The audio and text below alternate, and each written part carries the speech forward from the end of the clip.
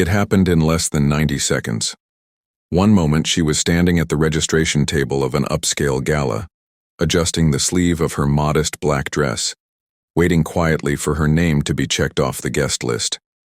The next, she was being surrounded by two uniformed security guards, faces hard, voices raised. Guests in tuxedos and floor-length gowns watched in silence as they reached for her arm. "You're not on the list. You need to leave. Now." She tried to explain, showed her invitation, tried to keep her voice steady. But they didn't look at the paper. They looked at her face, her skin, her shoes, her lack of diamonds. And that was enough. Phones started recording as she was escorted, pushed, through the polished glass doors, her heels clicking against the marble as gasps echoed in the lobby. No one stepped in. No one asked who she was. They just watched. Some even laughed. Within hours, the video had spread to every corner of the internet. At first, people assumed she was a wedding crasher, maybe a protester. But as her name emerged, so did the truth. She wasn't a stranger. She was the founder of the charity hosting the entire event. A woman who had personally donated millions. A woman who owned part of the very venue she was dragged from. And in just 72 hours, the guards who threw her out would be unemployed, the organizers bankrupt, and her face everywhere. Before we dive deeper, let us know in the comments where you're watching from. We'd love to hear from you. And don't forget to hit that subscribe button so you never miss any of our upcoming videos. How does a woman with 3 honorary doctorates, 5 board seats, and over 20 years of leadership in the biomedical industry get mistaken for an intruder at a charity gala she personally funded? How does someone who's appeared on magazine covers, spoken at Davos, and quietly donated more to cancer research than some Fortune 500 companies get pulled out of an event without so much as a second glance? That was the question flooding every comment section in the hours that followed. At the center of it all was the gala, an exclusive black tie celebration hosted at the Whitmore Atrium in Chicago, known for its strict guest list and even stricter dress code. A celebration of innovation, technology, and philanthropy. Tickets cost over $5,000. The guest list included senators, celebrities, and CEOs. And then, a woman in a simple black dress showed up at the entrance, invited, confirmed, but unrecognized. Security didn't hesitate. They didn't check her name. They didn't scan her ticket. They didn't know they were removing the woman whose name was printed in gold lettering on the program cover. Her name was Alexis Monroe, and what happened after that moment would unravel reputations, cost millions, and raise questions no one seemed ready to answer. Who made the call to remove her? Why didn't anyone intervene? And how did everyone involved fail to recognize one of the most influential women in the city at her own event? Alexis Monroe didn't come from wealth, legacy, or connection. She was born in 1974 on the south side of Chicago, the daughter of a housekeeper and a father who would spend more than half of her childhood behind bars. Her mother, Lydia Monroe, worked 12-hour shifts at a downtown hotel, often leaving before sunrise and returning after dark. Alexis learned how to boil rice by the time she was 7. She walked her younger brothers to school before she even reached high school herself. The streets outside were loud and unforgiving, but inside her world was discipline, routine, and books. Always books. She wasn't the loudest kid in class, but she remembered everything. Teachers noticed. So did her principal. But getting noticed didn't make the rent. By 15, she was working 2 jobs. By 17, she added a third. Most nights, she studied at the kitchen table until she fell asleep with a pen in her hand. Her dream wasn't to be rich. It was to matter, to solve things other people ignored, to make the kinds of breakthroughs that didn't just get published. They saved lives. After a slow and determined academic path through community college, state university, and later graduate school, Alexis earned a degree in biomedical engineering. She started her company, Ascendax Therapeutics, at the age of 34, with 1 employee and a borrowed laptop. Over time, her research into protein inhibitors and cancer cell response caught the attention of investors. Her firm made critical advancements in treating aggressive tumors, breakthroughs that would land her on grant review boards, research summits, and eventually the radars of hospitals across the country. But Alexis refused the spotlight. She never attended awards shows, never walked red carpets. She believed public praise distracted from meaningful work. She gave generously but anonymously, funded STEM scholarships under a foundation that didn't bear her name.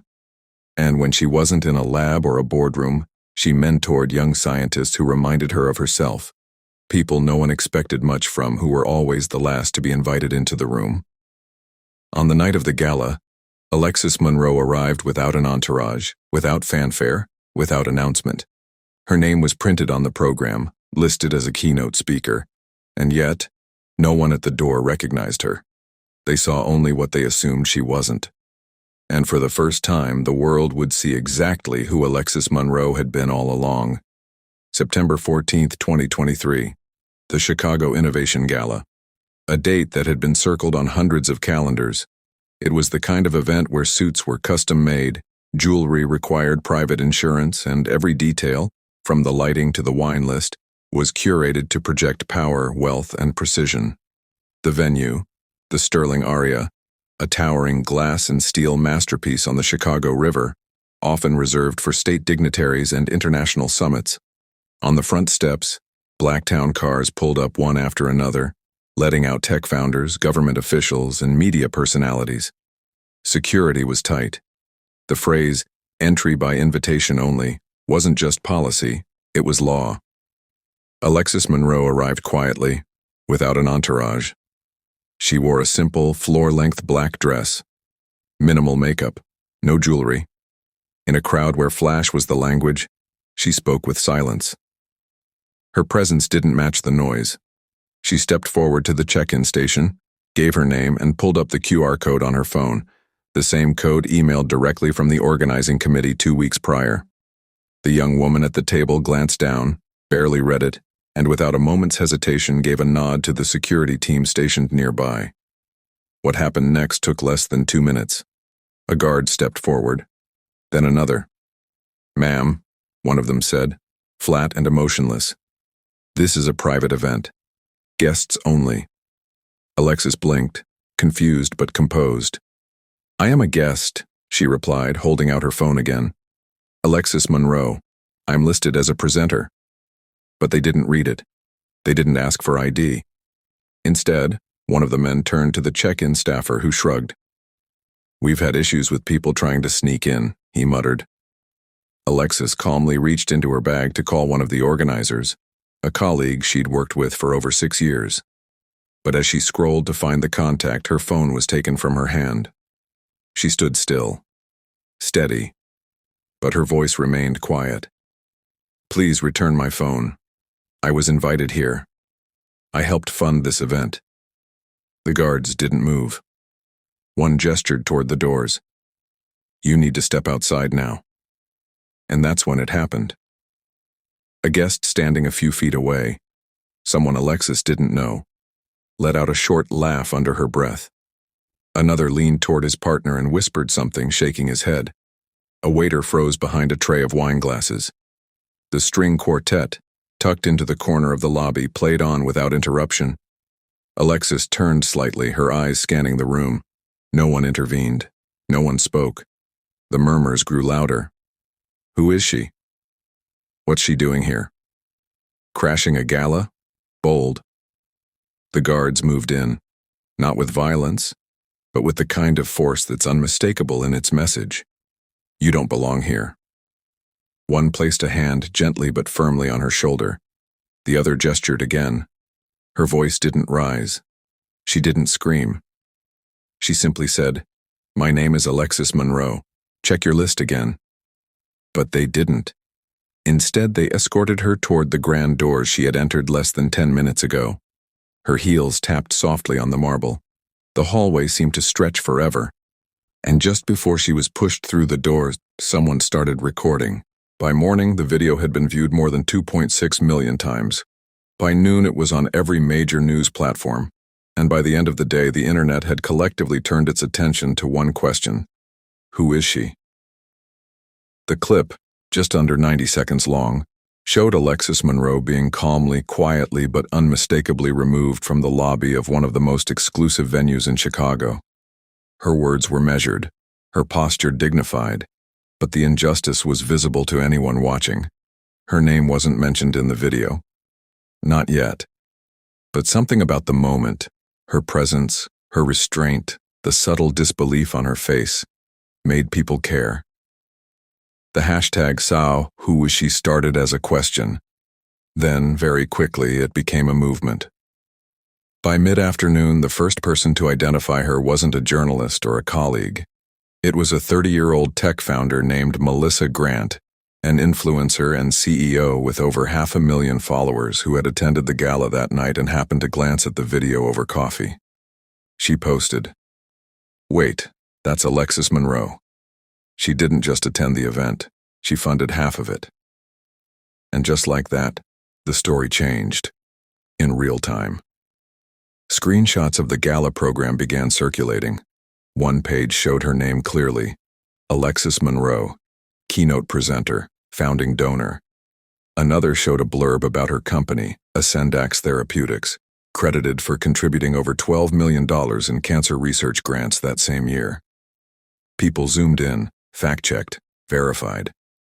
The more they found, the worse it got for the event's organizers. Local news outlets picked it up first, then national. "Prominent black philanthropist mistaken for trespasser at her own gala," read one headline. "Security removes event funder after mistaking her for uninvited guest," read another. Clips of past interviews, rare public speeches, and foundation work began surfacing. So did uncomfortable questions. Why didn't anyone recognize her? How could a woman who had built one of the country's most respected biotech firms be so easily dismissed? And why, in a room filled with cameras and credentials, did no one speak up? Sponsors began to distance themselves within hours.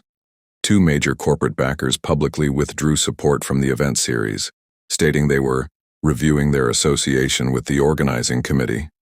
One prominent university canceled a partnership that had been announced just 3 weeks earlier. The Sterling Aria, the venue that had once boasted about Alexis Monroe's investment in its development, issued a brief apology the next morning.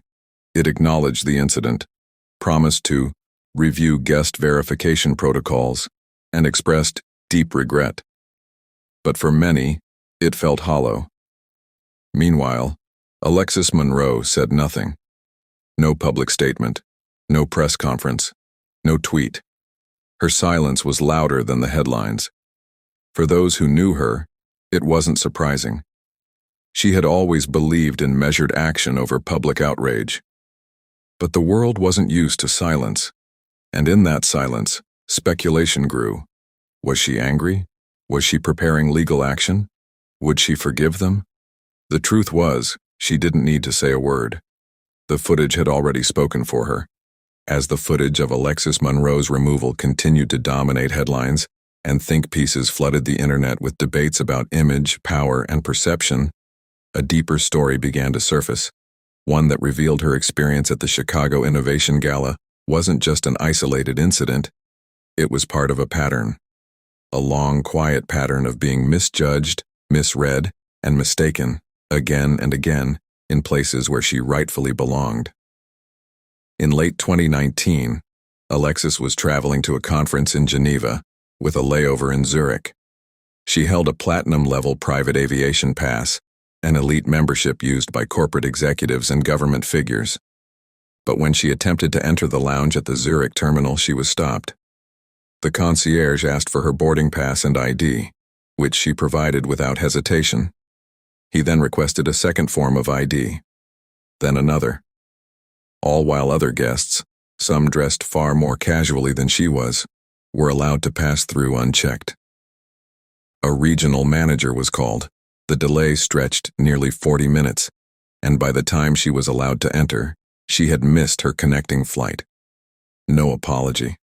No accountability. When a colleague later asked why she didn't file a complaint, Alexis reportedly said, "If I stopped every time I was underestimated, I'd never get anything done." The next year, in 2020, she was invited to attend a private boardroom meeting in Miami. to discuss cross-collaboration between two major pharmaceutical companies. The room was filled with senior executives, most of them men, all of them white. Alexis arrived 10 minutes early and took a seat at the long, polished table, waiting quietly for the meeting to begin. One of the board members walked in, glanced at her, and without pause, asked if she could bring in more coffee. She didn't flinch. She stood, walked out of the room, and returned moments later, not with coffee, but with the meeting agenda.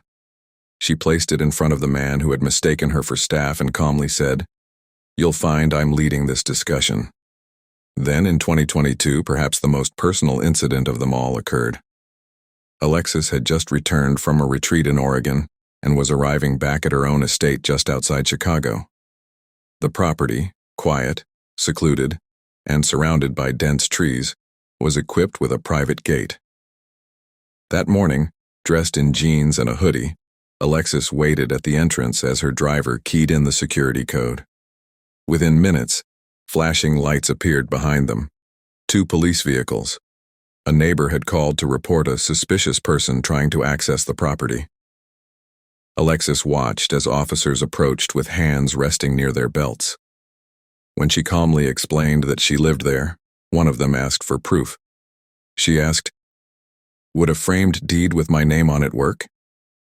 The officer didn't smile. The only thing that stopped the situation from escalating further was the arrival of a groundskeeper who confirmed her identity. She didn't speak about the incident publicly. She never did. Her former assistant, who worked for her for nearly 7 years, later told a reporter, "It happened more times than I could count. Airports, hotels, high-level meetings." She always brushed it off, said she had bigger things to focus on, that if she let it stop her, she'd become consumed by it. Alexis Monroe had always chosen dignity over drama. But for many watching the fallout from the Chicago Innovation Gala, it became increasingly clear. This wasn't just about one night. It was about every door she had to push open, while being told she didn't belong. Every hallway she walked down alone. Every room where her presence had to be explained, despite everything she had built. And while her silence continued, her story was no longer hers alone. It had become a reflection of a much larger truth. The silence finally broke on October 2nd, 18 days after Alexis Monroe was escorted out of the Chicago Innovation Gala. Cameras were already lined up outside the downtown courthouse when her legal team entered the press conference. The lawsuit had been filed just hours earlier, $125 million in damages for defamation, emotional distress, and discrimination. The document, over 40 pages long, named 3 primary defendants: the event security firm, contracted for the evening; the gala's organizing body listed as the Monroe Innovation Council; and the Sterling Aria, the venue itself. Alexis was not present at the press conference. She didn't need to be. Her lawyer spoke plainly. "Our client was publicly humiliated, wrongfully removed from a space she helped create, and denied dignity based on superficial and discriminatory assumptions," said lead counsel Jerome Fields. "This lawsuit is about accountability, not only for what happened on September 14th, but for what has been allowed to happen for far too long." The reaction was immediate. Some applauded the move, calling it long overdue. "This is racism, plain and simple," one tweet read, echoed by hundreds of others. Public figures began weighing in. Journalists revisited archived interviews where Alexis had spoken briefly and reluctantly about the obstacles she'd faced in her field. Others weren't as supportive. "She's playing victim," some said. "There were probably just misunderstandings. Why turn it into a legal circus?" The conversation quickly divided the public, with news outlets feeding off the tension. Pundits debated on evening panels. Hashtags trended. Heated comments filled social media feeds. But for Alexis, this wasn't about headlines. It was about documentation.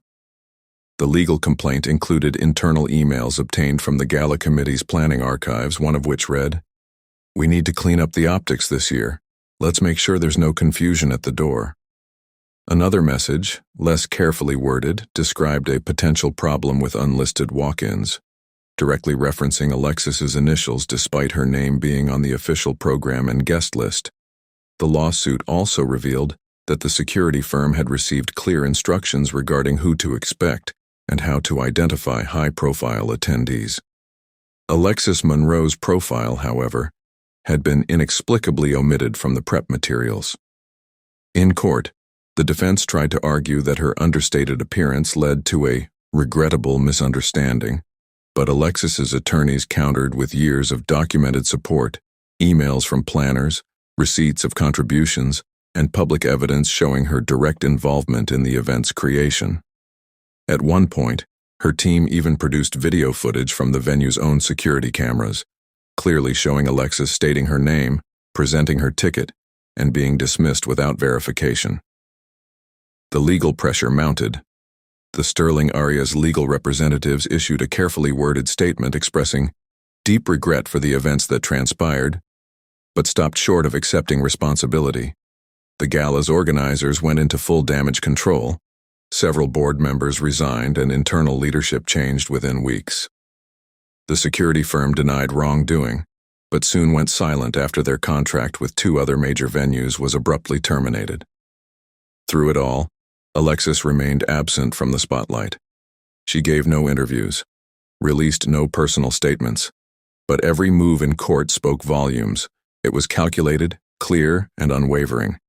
And while many continued debating her motives, few could deny the facts laid bare before the public. This wasn't a woman seeking attention. This was a woman drawing a line, and the line had now become a legal boundary, one that institutions across the country were suddenly paying close attention to. What began as a public embarrassment, followed by a high-profile lawsuit, soon unraveled into something far more calculated. During the discovery phase of the lawsuit filed by Alexis Monroe, her legal team gained access to internal communications, emails, text messages, planning documents between staff, board members, and event contractors. What they found didn't suggest a mistake. It suggested intent. Among the first red flags was an email sent just hours before the event by a junior staffer to the gala's logistics coordinator. It read, "Some woman in Walmart shoes tried to walk in during setup. No ID. Thought she belonged. Be on the lookout." The message was time-stamped at 3:12 p.m., roughly 4 hours before Alexis Monroe arrived. The woman they referred to? Alexis had done a walkthrough that afternoon, an informal visit to ensure the space was set up according to plan. She'd done it every year before. No one recognized her. No one asked for confirmation. And yet her presence was flagged as suspicious before the event had even started. Then came another email, far more damning, sent by a senior member of the event planning committee to the contracted security team. The subject line was protocol. The body of the message read, "There's been confusion in previous years, this time no exceptions. Anyone not dressed appropriately, not immediately verified, just throw them out. We're not babysitting." It didn't mention Alexis by name. It didn't have to. Her legal team quickly matched the timeline of her entry with the specific shift instructions referenced in the message. The command was clear: appearance over protocol, first impressions over identity. But it didn't stop there. A whistleblower, an anonymous member of the gala's internal communications team, came forward with what would become the most revealing document of the case. It was an email thread, forwarded to Alexis's lawyers, with the subject line, "Monroe situation." The exchange dated back to mid-August, nearly a month before the event. In it, one board member expressed concern about Alexis's influence over the direction of the gala's funding. Another responded with a line that changed the tone of the entire lawsuit. "She's out of step with where we're going. She declined the PAC support, so maybe she doesn't need the platform this year." The PAC, a political action committee, was quietly linked to several members of the gala's board. Unbeknownst to the public, there had been mounting pressure behind the scenes to funnel donations toward politically aligned ventures. Alexis had refused. She believed science should remain independent of politics. Her refusal, as it turned out, didn't go unnoticed. According to the whistleblower, Alexis's invitation was intentionally left off internal RSVP documents. Her biography was removed from the press release. Her speaking slot was replaced with a panel discussion that hadn't been part of the original plan. In the weeks leading up to the gala, Alexis had followed up 3 times for event materials. Each time she was told they were still being finalized. Suddenly, her removal from the event wasn't just a case of mistaken identity. It was retaliation. The security firm claimed they acted independently based on a miscommunication, but the timeline told a different story. The security protocol they followed had been written specifically by the event staff, and those instructions were based on false assumptions and omitted information that Alexis's team would later prove had been deliberately excluded.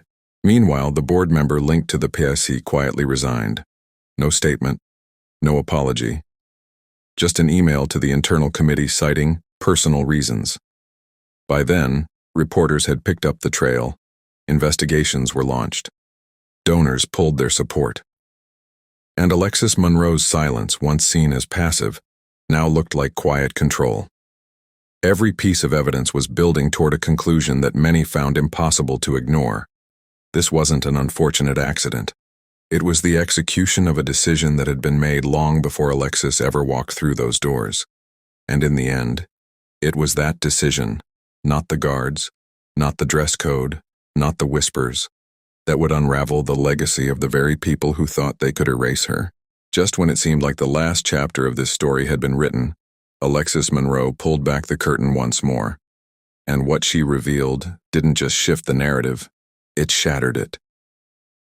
76 days after the night she was forced out of her own event, Alexis quietly filed a separate statement of record in Cook County regarding the Sterling area, the venue where it all unfolded. What the public didn't know, and what her legal team had chosen to withhold until the court filings were complete, was that Alexis Monroe owned the building. Not entirely, but enough to matter. 3 months before the gala, Alexis had finalized the purchase of a 41% ownership stake in the holding company that managed the Sterling Area Property Group. As part of that deal, she secured licensing rights over key operations, including event scheduling, staffing contracts, and, crucially, guest management procedures for any event using her foundation's funding. This wasn't just a symbolic investment.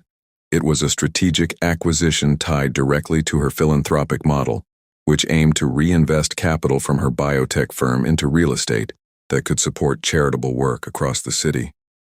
That meant the gala, an event she had funded, planned, and partially hosted, was not just held in a building where she was an invited guest. It was held in a building she had the legal right to walk into at any hour without permission. She didn't need a QR code. She didn't need a lanyard. She didn't even need to check in. By legal definition, Alexis Monroe had been forcibly removed from her own property. The moment this fact went public, everything changed. Legal analysts called it unprecedented. Journalists dug up the corporate filings. Her name, plain as day, listed under the entity Monroe Holdings Group, LLC. Business media outlets ran the headline, "The woman they removed from the gala actually owned the venue."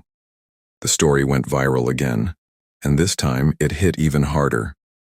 What was once framed by some as a misunderstanding or a policy mistake was now irrefutable. They knew who she was, or should have, and they removed her anyway. Public opinion, which had already leaned heavily in Alexis's favor, now shifted decisively. Social media erupted. Supporters praised her restraint, her long game, her silence. Memes spread rapidly. One showed the security footage still of Alexis being led to the door, overlaid with the caption, "Imagine kicking out your landlord." But it wasn't just the internet that took notice. The 2 security guards involved in the incident, once silent, then defensive, filed their own lawsuit just 2 weeks later. This time, against their employer. The claim? Wrongful termination, negligent misdirection, and failure to provide complete operational briefings. Their statement argued they had been set up to fail, given inaccurate guest lists, rushed instructions, and no information about Ms. Monroe's legal or financial relationship to the property. Their attorney added that both men had suffered irreversible reputational harm for enforcing a policy created by people who deliberately withheld information. It was a strange, almost poetic reversal. The very individuals who had removed Alexis now found themselves seeking justice from the same system that had discarded her. Meanwhile, Alexis remained, as always, quiet. There were no interviews, no camera crews outside her home, no front-page editorials bearing her name. Her team released only one official statement. Let the record reflect the truth. That's all we ever needed. And that was it. In the span of 3 months, Alexis Monroe had gone from being removed without cause, to winning in the court of public opinion, to legally dismantling the very system that tried to keep her invisible. This final twist didn't just vindicate her, it exposed the foundation beneath the entire structure. That it had never been about her credentials, or her contributions, or even her presence. It had been about perception. And once that illusion was broken, there was no going back. In the weeks that followed the final legal filings and media frenzy, Alexis Monroe vanished from the spotlight once again, just as she always had. No press tour, no television appearances, no tell-all memoir. While the public kept talking, dissecting every moment of that night, Alexis chose to act in a way that reflected the very core of who she was, without noise, without ego, and without asking for applause. She announced, through her foundation's website, the creation of a $20 million fund to support early-stage startups led by Black and Indigenous founders, with an emphasis on healthcare innovation, education technology, and community infrastructure. The initiative, called the Equity Engine, was designed not just to write checks, but to reshape pipelines, offering capital, mentorship, and long-term support for ideas born from communities that had long been overlooked. When asked if she would be involved in the selection process, her office simply replied, "She's been mentoring them already." At the same time, a second project quietly launched in 3 major U.S. cities, a free mentorship and leadership program for underprivileged young women, modeled after Alexis's own journey. It offered everything she once had to fight for alone: academic support, business training, mental health resources, and professional networking, now made available through a system she built, funded, and protected. No gatekeepers, no dress codes, no assumptions at the door. Photos surfaced months later. Alexis standing behind a podium at a small community event in Atlanta, speaking to a room full of high school girls. No press coverage, no PR firm, no spotlight. Just her, sleeves rolled up, answering questions about biotech, resilience, and how to keep moving forward when the world insists you don't belong. She turned down every major news network that requested interviews, refused profile pieces from magazines that once ignored her entirely, declined an award from a national civil rights organization, asking instead that the funds be redirected to the mentorship program. She didn't need recognition. Her revenge had already arrived, in the form of quiet legacy, opportunity multiplied, and dignity reclaimed. And yet, even as she walked away from the story, the world didn't forget what had happened. The footage of her removal is still taught in business schools, cited in leadership seminars, dissected in diversity and equity workshops. But what people remember most isn't the moment she was pushed out the door. It's what she did after. They remember the silence she kept, the composure she held, the doors she opened, not just for herself, but for others. And maybe that's the most powerful part of all. Alexis Monroe walked out of that event alone, but by the time it was over, she had the entire world standing beside her. This wasn't just a mistake. It was a message about who gets to be seen, who gets to be heard, and who gets to belong. It echoed through the marble halls of the Sterling Aria that night, but it didn't stop there. It found its way into boardrooms where decisions are made behind closed doors, into donor lists, corporate memos, hiring panels, and exclusive events across the country. It asked a question that too many institutions still don't know how to answer. What happens when the person you dismiss is the one who made the whole thing possible? Because Alexis Monroe didn't crash the event. She created it. She didn't sneak past security. She paid for the security. She wasn't an outsider. She was the reason any of them were even in that room. And yet, her presence wasn't just questioned, it was erased. So now, we ask you, what do you think should have happened that night? Should someone have spoken up? Should the organizers be held fully accountable?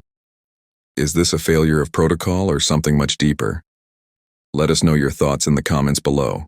We read every single one. And if this shocked you, if this made you pause, made you think, made you feel something, wait until you hear what happened when a janitor uncovered $1 billion corporate fraud and no one believed him, until it was too late. Click here to watch that story now. And don't forget, subscribe to the channel so you never miss another real-life story that deserves to be told.